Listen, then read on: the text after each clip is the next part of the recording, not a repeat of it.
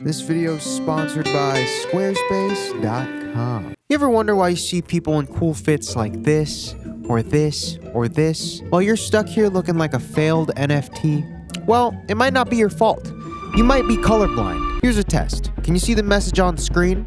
If so, hold it, because you're not colorblind. You actually have all visual capabilities to make cool fits like this. You just don't know how. But if you want to step up your color game and improve your creative eye in general, practice.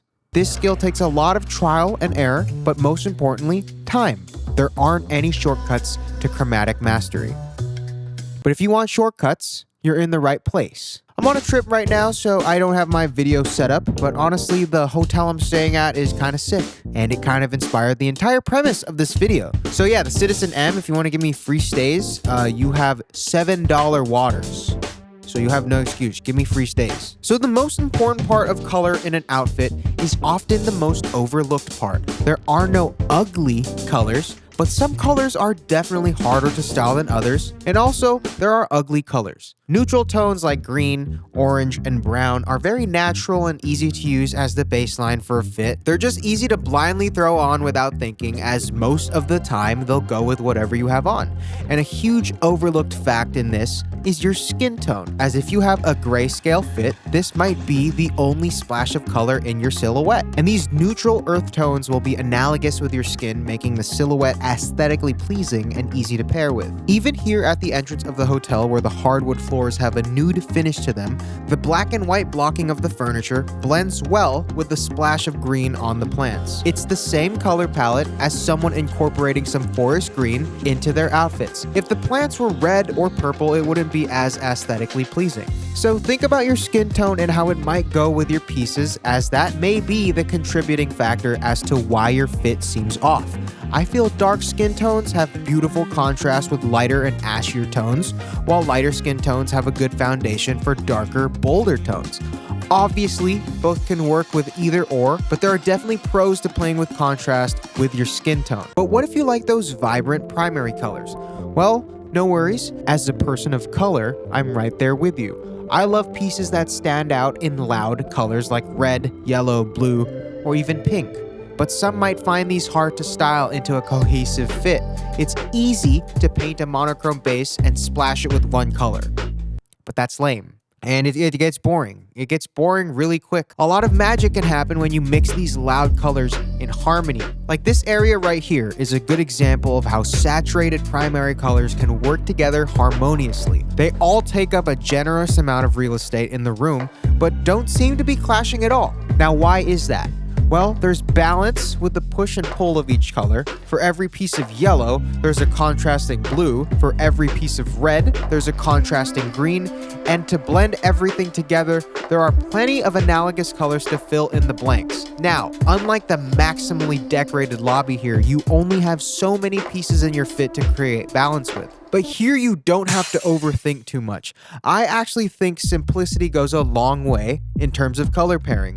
Of course, we already know what color theory is, and if you don't, I'm gonna speed run it. Also, you're like way behind, and you have to catch up. All right, contrasting colors, opposite sides. Analogous colors, close by. Contrast play creates dynamics, analogous play creates movement and dimension. Remember, these are just guidelines. At the end of the day, it's what looks good in practice. You don't have to be so strict on color placement on the wheel. If it looks good, it looks good. Here are some of my favorite color combos to start with, so you can start somewhere. Orange and blue. Lots of pants are already blue with the nature of denim, and so there's a lot of room to work with here. Navy is also a really popular color in fashion, so there will be a lot of potential for this dynamic in the first place, and I feel orange is a pretty natural color as well. Green and brown, both in that muted tone meta going on right now, and I think the combo is beautiful and smooth, just a very natural pairing as they're synonymous with the palette of nature. And lastly, a personal favorite, pink and navy. Though they're not perfect pairings in theory, I think this color combo on outfits and art in general creates a cool dynamic, as they're synonymous with masculine and feminine energy. It's a great duality to play off of, and it's a good example of when it looks good, it looks good. But now, I wanted shortcuts. You know, these fits may seem so far-fetched considering how much the individual pieces might cost. Like, oh my God, colorful, hard to style pants with colorful, hard to style expensive jacket with colorful, hard to style expensive shirt. Whatever will I do with these pieces? Very hard to incorporate into rotation and expensive. Well, you know what's not hard to style and is affordable? A basic plain tee. Oh. Ooh, did not see that coming. Oh my God. Surprise, you can practice color blocking with cheap Uniqlo tees, you know? It's perfect for figuring out your taste and also just the least intimidating colorful thing you can buy. Like, what is so scary about a t-shirt? Like, I bought a colorful t-shirt, guys. It's not like it's a freaking checkered fleece by Sanjeev, you know? It's a t-shirt, guys. Relax. You said layering? Oh, vintage jackets. Oh, never thought of that. Nothing crazy here. It's literally just starting simple, guys. It's not that hard. I don't know why everyone's so intimidated by colors. You know what also adds a lot of color dynamics when it's styled properly? Colored headwear. Oh, crazy. The call and response with a beanie and bottoms goes crazy. It does not have to be that complicated. I'm telling you, there are so many simple ways you can use to slowly get comfortable implementing color. We love things that are quality and easy to style, man. That's the whole point. Okay, so color combos and color theory and finding cheap basics that I can create colorful outfits with in a video, that's cool, right? You know, that's good advice, whatever. But I think the best thing that I keep in the back of my head when styling with color is this phrase right here. Don't be too obvious. And I don't know why this resonated with me so much. But what do I even mean by this with fashion? Here, if I'm wearing a red beanie, I'm not gonna pair it with a red hoodie and then wear red shoes. Like, that's just too obvious. It's too in your face. You know, like, you gotta be creative and tasteful somehow. Like, how this random piece at the lobby just says porn. Like, why does, I don't know. Like, that's cool. I don't know. It's so random. Like, why does it say porn? It doesn't have to. It's just so out of the way. It kind of works, though, for some reason. I don't know why. There's just magic in not letting people know your next move, you know? It's what keeps things interesting. Like, color could come from anywhere. You know what I mean? Like, it doesn't have to be too in your face. Just gotta keep people on their toes, even with your outfit. Like, bam, I could be anywhere. You know, boom, colorful hair. That's crazy. I bet you didn't expect that. It could be anywhere. Like, even with videos, I think it's cool when a plot twist happens and then it just totally changes the direction of the video. Oh yeah, you thought there was gonna be a plot twist right there, huh? Exactly. It's too obvious. It's too obvious. And it wouldn't even be cool anymore because I was leading up, I was telegraphing, you know? Anyways, I feel like this is a very appropriate time to thank the sponsor of this video, Squarespace.com, the best place to make. Squarespace is the best place to make a website for anything. You got over hundreds of designer award-winning templates so that you can make a website entirely personal with no coding experience at all. And we're talking about how color can make a huge difference in your fits. I think it's probably even more important for branding though. Like, remember when you spent all that time picking a theme for your MySpace so that people kind of get your vibe? Or like your cars in GTA, or your guns in COD, or that stupid RGB on your PC. Nobody sees that, it's just you. But that stuff matters, obviously. So Squarespace has all these color palettes integrated into presets for the website builder on top of already highly being customizable so that you can really set the tone for your site. Also, these are solid palettes for fits too, so I'm just saying. And when you want to go ahead and sell anything, they have the integrated e-commerce tools so that it's all homogeneous. No coding, no external apps needed. It's all in-house.